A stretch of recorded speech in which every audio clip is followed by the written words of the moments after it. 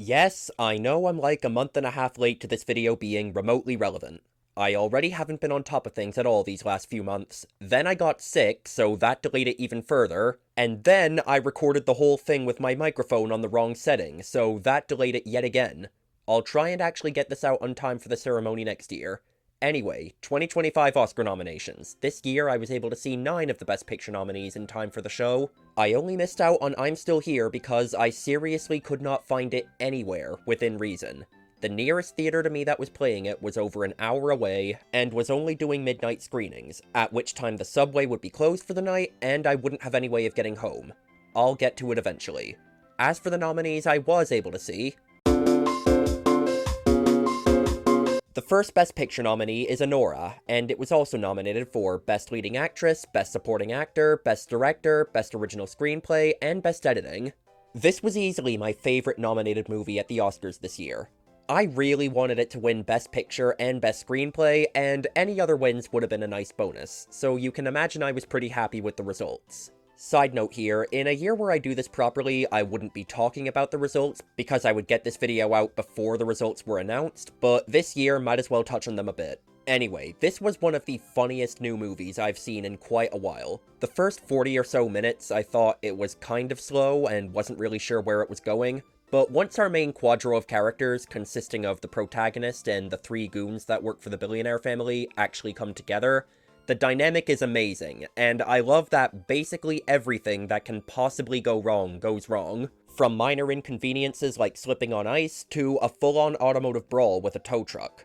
Sorry if I butcher these pronunciations, but while Yuri Borisov was the one who got the Best Supporting Actor nomination, not unearned mind you, he was great, I think my favorite supporting performance in the movie was Karen Karagulyan. I loved how stressed and pissed off his character was by everyone and everything they encountered. As of right now, my favorite movie of 2024 is probably Challengers, but after another watch, this could possibly compete with it. The next Best Picture nominee is The Brutalist, and it was also nominated for Best Leading Actor, Best Supporting Actor, Best Supporting Actress, Best Director, Best Original Screenplay, Best Cinematography, Best Editing, Best Production Design, and Best Original Score. Gonna be honest, there was nothing wrong with this movie, it just didn't really connect with me. None of its nominations or wins were unearned, and quite frankly, I'm kinda surprised it didn't win more. Adrien Brody was the best performance out of the nominees, even if his speech was pretty awkward. The movie looked great, so I'm not at all surprised it took cinematography, and it was probably my favorite out of the nominees for score as well. I do also feel it probably should have taken at least one of directing or production design, because between the length and the scale, this is a seriously impressive production for under 10 million. I'm wondering if the AI controversy played a role there. The Brutalist may not be my thing personally, but I take no issue with it being here. Next up, we have A Complete Unknown, which was also nominated for Best Leading Actor, Best Supporting Actor, Best Supporting Actress, Best Director, Best Adapted Screenplay, Best Costume Design, and Best Sound. I've already reviewed this movie on my channel a few days ago, and there I talked about how it felt like this nomination was the obligatory musician biopic. It's this year's Maestro, or Elvis, or Bohemian Rhapsody. I don't think any of these nominations feel especially earned. The filmmaking present here is all competent, but none of it really stands out. Probably the closest nomination to being earned is Timothée Chalamet's acting nomination. And even then, his performance in Dune Part Two from the same year, which I'll get to later, was probably better. I remember a lot more from that performance, at least, and I saw that movie a lot longer ago. This year, it was the most nominated movie not to win anything, and I can't say I feel particularly upset about that. The next nominee is Conclave, which was also nominated for Best Leading Actor, Best Supporting Actress, Best Adapted Screenplay, Best Editing, Best Production Design, Best Costume Design, and Best Original Score. I see this as the most just plain good out of the nominees this year. Not amazing, just good. The only category it won out of its nominations was Adapted Screenplay, which I was fine with, but I probably would have preferred Nickel Boys. Still, I guess the perspective it gives is kind of interesting, how even during what's supposed to be an ancient sacred ritual, there still clashes between conservative and progressive politics, people talking about what the media will think, cancel culture, discussing how they'll strategically have to vote for the least worst option, all that jazz. Some of its nominations were kind of weird, especially supporting actress for Isabella Rossellini. If I'm not remembering wrong, her character only spoke in 2 or 3 scenes, and probably had less than 10 lines of dialogue in the whole movie. Overall, though, another nomination that wasn't really a frontrunner for me, but I had no problem with it being there. Next, we have Dune Part Two, and this one was also nominated for Best Cinematography, Best Production Design, Best Sound, and Best Visual Effects. It really wasn't even a competition that the loud sci-fi war movie was going to win Best Sound and Best Visual Effects. Those might have been the 2 easiest winners to guess out of the whole ceremony. It's been a while since I watched this one, as it came out pretty early last year. I mainly remember it basically being Lawrence of Arabia, but a bit more action-oriented and set in space. It probably deserved to be nominated for a few more categories. You could easily have pushed out James Mangold to make room for Denis Villeneuve in Best Director, or just have more nominations in that category since Denis Villeneuve is nominated anyway for Best Picture. And I already mentioned earlier that Timothée Chalamet's performance in this movie might have been better than the performance he was nominated for in A Complete Unknown. Probably the 4th or 5th best movie out of this Best Picture lineup. Okay, here we go. Emilia Pérez was the most nominated movie at this year's Oscars, tied for the 2nd most nominations ever at 13. Aside from Best Picture, we have Best Leading Actress, Best Supporting Actress, Best Director, Best Adapted Screenplay, Best Cinematography, Best Editing, Best Sound, Best Makeup and Hairstyling, Best Original Score, 2 nominations for Best Original Song, and Best International Feature. I've already made a video on this one as well. It's easily the worst out of this year's Best Picture lineup. That being said, I don't think it's as bizarre that it's here as a lot of people seem to think it was. A lot of it was, conceptually, a bad idea, but in execution, parts of it are kind of well made, and the movie was actually received pretty positively when the only people who'd seen it were critics, industry folk, and festival goers. It was only when it was released on Netflix did any kind of backlash from general audiences start. Oscar voters are out of touch with what general audiences think, whoever would have thought. The 2 categories it wound up winning were probably 2 of the least insulting categories it could have won. Zoe Saldana wouldn't have been my choice out of the Best Supporting Actress nominees. I probably would have gone with Felicity Jones, but Zoe's performance wasn't the problem with that movie. Maybe I would have thought it was worse if I actually spoke Spanish, but I don't. I'm just a dumb American. The other category it won was Best Original Song, and quite frankly, I didn't really care about this category at all. It was a pretty weak lineup this year. It's probably why they didn't bother with the live performances they usually do. There was just no hype for any of these. I'm mainly just glad it didn't win Best International Feature. Like I said, I haven't seen I'm Still Here yet, but at least that movie was actually made by, and seems to be generally liked by, the country it's set in. Next up is Nickel Boys, which was also nominated for Best Adapted Screenplay, and that's it. I really liked it. I thought it was the 3rd best out of the Best Picture nominees I was able to see, but I knew from its lack of other nominations, and the fact that I'd never even heard of it prior to the nominees being announced, that it had absolutely no chance of winning. I don't know why it wasn't nominated for more, to be honest. Cinematography and an acting nomination or 2 at the very least, and I think I remember liking the score more than most of the nominees as well. It's hard to say what I liked most about this movie without spoiling the whole thing, so I'll just say it was a great friendship story presented in a very unique way, and also, it is quite sad, so be prepared for that.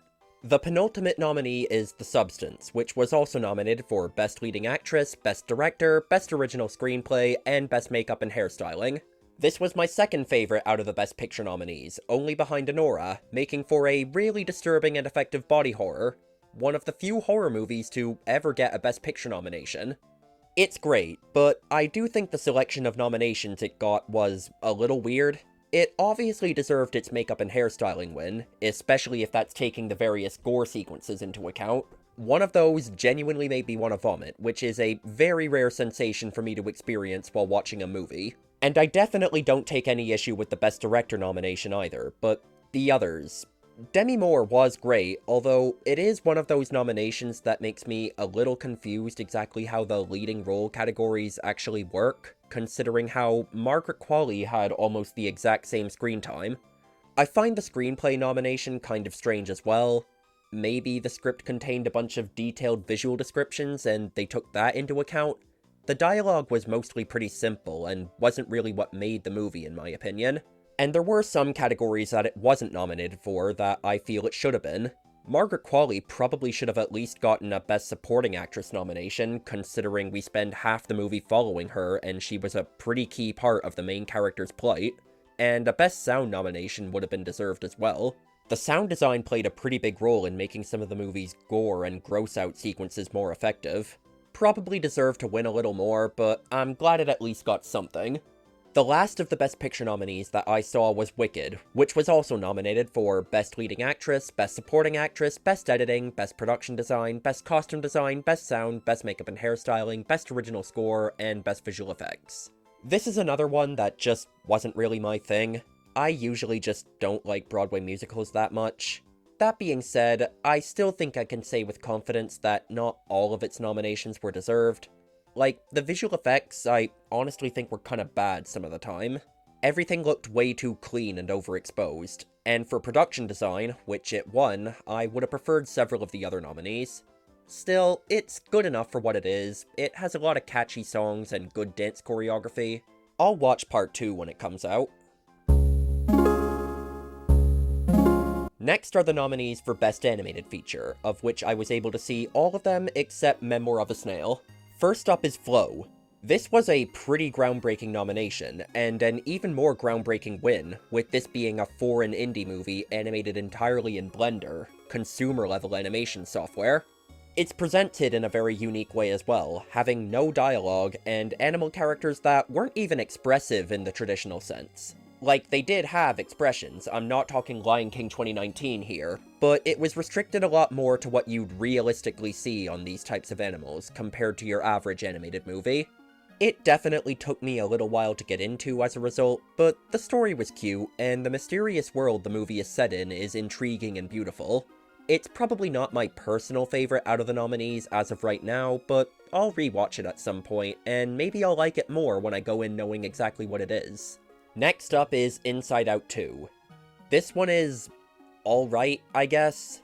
It very much just feels like another Inside Out movie, having a pretty similar plot to the first one, where one of the emotions has to learn that all of the emotions are important.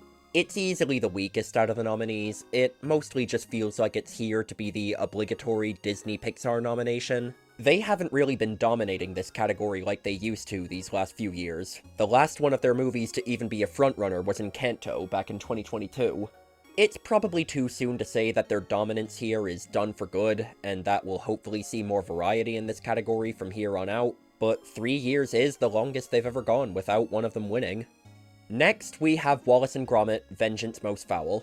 I don't have too much to say. I love the Wallace and Gromit series for very simple reasons, plus I reviewed this one on my channel already. It might be a bit strange to say that, as of right now, this is probably my personal favorite out of the nominees I was able to see, considering how beloved Flo and the Wild Robot are, but whatever. The last Best Animated Feature nominee that I've seen is The Wild Robot, which was also nominated for Best Sound and Best Original Score. I'm glad that Puss in Boots: The Last Wish wasn't just a one-off, and that, at least for now, DreamWorks seem to be back to making actual good animated movies, following their long streak of garbage from the late 2010s to the early 2020s. That being said, I like this one. I'm not entirely sure I loved it. Parts of it were definitely pretty cheesy and on the nose. I thought this one was going to win, just because it was a much bigger movie that was also nominated for other categories. You know, that it wasn't predetermined to lose. So Flo, despite also being kind of a frontrunner, was still a bit of a surprise for me. This is where I would talk about the Best International Feature nominees, but unfortunately, I didn't get to 3 of them, and I've already talked about the other 2. It's not that The Girl with the Needle and The Seed of the Sacred Fig didn't look good, but we all knew the winner was going to be one of the 2 that were also nominated for Best Picture. At least there was competition at all this year. In 5 of the previous 6 ceremonies before this one, the winner of Best International Feature was predetermined by the Best Picture nominees. Maybe they should change how this category works a little bit, like have a Best Domestic Feature category and a Best International Feature category, and then the winner of each of those competes for Best Picture. I don't know, I'm just spitballing here. It just seems like a bit of a waste of a nomination when, logistically, something cannot possibly win. Okay, now that we're done with the nominees for the best film categories, I didn't get around to any of the documentaries or shorts either. Here's a few miscellaneous films I saw that were nominated for the other categories. First up is Sing Sing, which was nominated for Best Leading Actor, Best Adapted Screenplay, and Best Original Song. I can see why this one connected with a lot of people, especially during the third act, but for the first 2/3 of the runtime, I just wasn't enjoying it that much. Like A Complete Unknown, I felt during that time the movie kind of lacked a hook. Colman Domingo was great, especially during that aforementioned third act. I wouldn't have had any problem with him winning. Next is The Apprentice, which was nominated for Best Leading Actor and Best Supporting Actor, and that makes a lot of sense because those two performances are basically what carried this entire movie. Jeremy Strong in particular, I was quoting some of his line deliveries in this movie for a while after I watched it, and quite frankly, I think the second half of the movie was weaker than the first half, largely because his character was in it a lot less. I really wanted him to win Best Supporting Actor, but, well, we'll get to that, because next up we have A Real Pain, which was nominated for Best Supporting Actor and Best Original Screenplay. A decent buddy road trip comedy. Not all of it was really my brand of humor, mainly how Kieran Culkin's character would create a lot of awkward, second-hand embarrassing scenarios, but that's not a criticism really, that's just a personal preference. Kieran Culkin's performance was great, and while I personally prefer Jeremy Strong, it does make sense why Kieran won. He was in a much larger portion of the movie, and he played a much more in-your-face, impossible-to-miss kind of role, while Jeremy Strong's performance was a lot more subdued. Next, we have Nosferatu, which was nominated for Best Cinematography, Best Production Design, Best Costume Design, and Best Makeup and Hairstyling. Another multi-nominated horror film this year. And yeah, this one wasn't nominated for Best Picture, but still, horror movies being nominated at all is a rarity. This is another one that I've reviewed on my channel already. It's my favorite film I've seen so far from this director. All of its nominations were earned. I especially remember the makeup on the titular villain being great, although I don't think it had any chance of beating The Substance in that regard. Some acting nominations probably would have been nice. I praised Willem Dafoe in particular in my review, but honestly, all of the main performances were standouts, but I guess with horror movies at the Oscars, we should just take what we can get. Finally, the last nominee I'll be talking about in this video is Better Man, which was only nominated for Best Visual Effects. It's kind of a shame that this didn't get nearly as much recognition as A Complete Unknown, because I think this was by far the better musician biopic movie this year. However, it massively underperformed financially because nobody in America knows who Robbie Williams is, and people were also probably put off by the unusual premise, so all it gets is one nomination in a category that it was never in a million years going to win over Dune 2.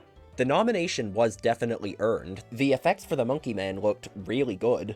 And despite knowing even less about Robbie Williams than I did about Bob Dylan, it was so much easier for me to get invested in this movie than it was to get into A Complete Unknown. There was much more of a through line, I actually felt like I watched an interesting character go on a compelling journey, I really liked the presentation choices. I never thought about having a musician biopic be a jukebox musical using that musician's songs, but that makes so much sense now that I've seen it in action. This is easily the most underseen movie I've talked about in this whole video, so if you were put off by the premise, or by not knowing who Robbie Williams is, I implore you, give it a chance. As with every Oscars, there were some notable snubs this year. I already spoke about the several nominated movies that probably deserve more nominations, and as I said earlier, as of right now, Challengers is my favorite movie of 2024, and there were like 5 different categories I would have it win for, let alone be nominated, so I was pretty disappointed that it wasn't nominated for anything. Also, Sonic 3. Like, I'm kind of joking here, I know there is no universe in which that movie would ever be nominated for Oscars, but I genuinely liked it more than most of the Best Picture nominees. And that's it. Again, next time I'll try and get a video like this out before the ceremony, or at the very least, not nearly 2 months after it's taken place. Let me know what you thought about this year's nominations and wins in the comments. Thanks for watching, goodbye.